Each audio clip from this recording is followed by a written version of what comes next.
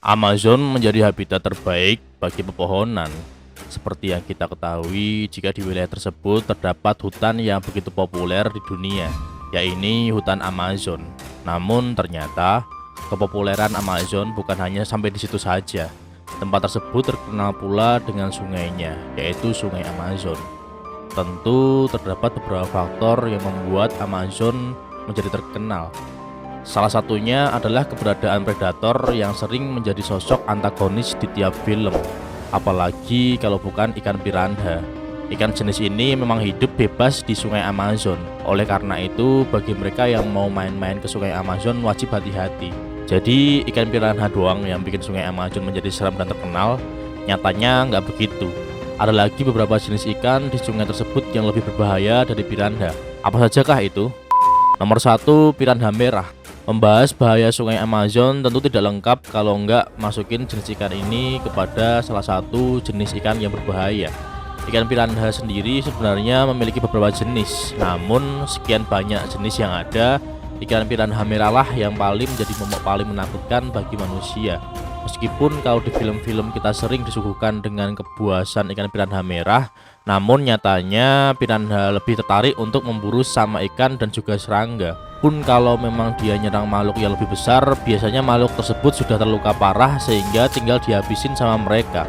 Tapi kalau emang mereka di tengah dalam kondisi tersudut, mereka biasanya nggak segan-segan untuk nyerang manusia dan makhluk lain yang lebih besar. Yang nomor 2, kandiru. Meskipun berukuran sangat kecil, namun ikan ini sangatlah ditakuti oleh penduduk setempat. Karena ukurannya yang mini inilah, ikan ini sulit ditemukan dan dilihat oleh manusia, serta dapat masuk ke lubang mana saja, tak terkecuali lubang kemaluan. Hal itulah yang ditakutkan oleh para penduduk ketika tengah mandi ataupun berendam di sungai.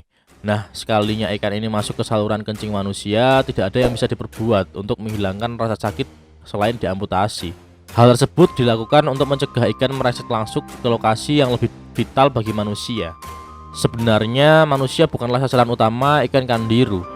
Ia bisa masuk ke lubang saluran kencing manusia karena faktor salah sasaran. Jadi makanan utama dari ikan kandiru adalah darah yang umumnya terdapat di bawah celah insang ikan-ikan yang berukuran lebih besar. Nah, untuk menemukan celah insang dari korban tersebut, ikan kandiru akan menyusuri jejak senyawa amonia yang ada di dalam air karena senyawa tersebut bagian dari sisa-sisa metabolisme ikan yang dibuang melalui insang. Karena air seni manusia juga mengandung senyawa amonia, ikan kandiru pun bisa salah sasaran dan menyangka kalau yang sedang dipipis itu adalah ikan sasarannya. Nomor 3, belut listrik. Dinamakan belut listrik karena memang ikan jenis ini mampu menghasilkan daya listrik.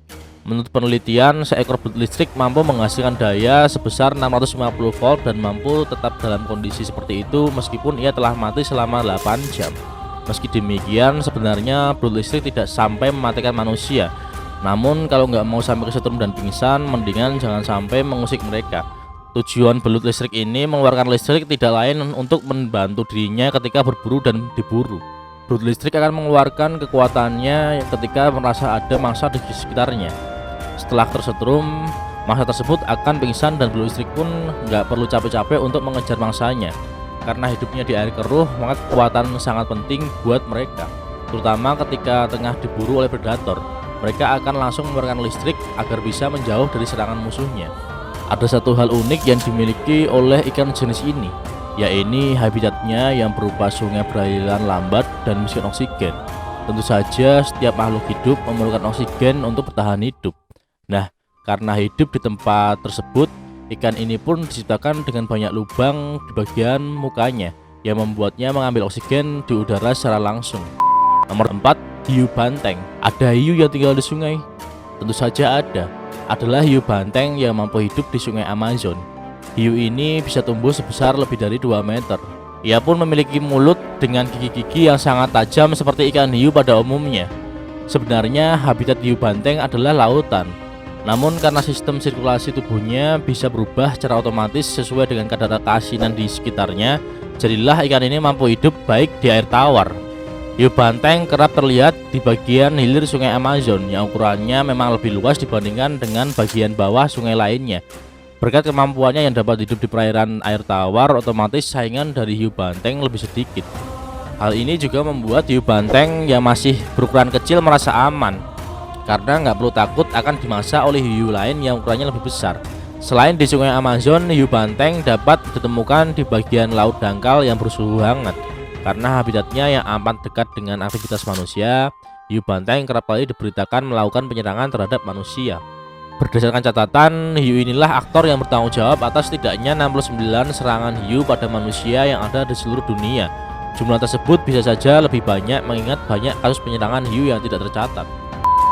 Itu dia 4 jenis ikan yang paling berbahaya di sungai Amazon. Jadi apakah kamu masih ada minat untuk mengunjungi sungai Amazon? Jika iya, kamu harus berhati-hati dan pergi bersama orang-orang yang tahu tentang sungai Amazon tersebut. Kalau kalian suka dengan video ini, jangan lupa klik tombol like, comment, dan subscribe. Kalau kalian punya referensi video lainnya, langsung aja komen di bawah ini. Sampai jumpa di video selanjutnya. See you.